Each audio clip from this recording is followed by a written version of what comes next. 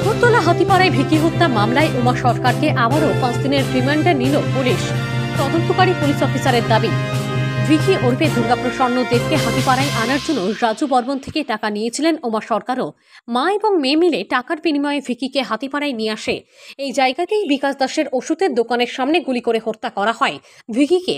Police প্রথমেই তদন্ত নেমে প্রদ্যোৎ এবং ভিকির প্রেমিকা দাবি করে সুস্মিতা সরকারকে গ্রেপ্তার করে। পুলিশের দাবি, সুস্মিতা এবং তার মা দুজনেই রাজু বর্মনের কথাই কাজ করেছে। রাজুর থেকে টাকা নিয়ে তারা ভিকিকে হাতিপাড়ায় ডেকে আনে। খুনের বিষয়ে আবারও জিজ্ঞাসাবাদের জন্য উমার রিমান্ড চেয়ে সিজিএম আদালতে আবেদন করেন। স্পেশাল পিপি সংকলন বিচারক এই মামলায় উমাকে আবারও পুলিশ রিমান্ডে পাঠানোর নির্দেশ দেন।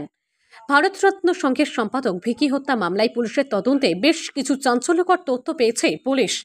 বিশেষ তদন্তকারী টিম জিজ্ঞাসাবাদ চালাচ্ছে খুনে অভিযুক্তদের পরিবারের লোকজনদেরও। এই মামলায় এখনো পর্যন্ত মূল খুনিদের কাউকেই গ্রেপ্তার করতে পারেনি পুলিশ। আজ উমা সরকারকে প্রডিউস করা হয়েছিল, আমরা পুলিশ রিমান্ডের প্রেয়ার করেছিলাম এবং আদালত দুই পক্ষকে শোনানোর পরে 20 তারিখ রেখেছে যে ওকে প্রোডাকশন করার জন্য পুলিশ রিমান্ড দিয়ে দিয়েছে। কতদিন অবধি? 19 পর্যন্ত, 28-এ ওকে প্রডিউস করা হবে। আর নতুন কোনো আপডেট হয়েছে? নতুন কোনো অ্যারেস্ট হয়নি, কোনো কিছু নেই।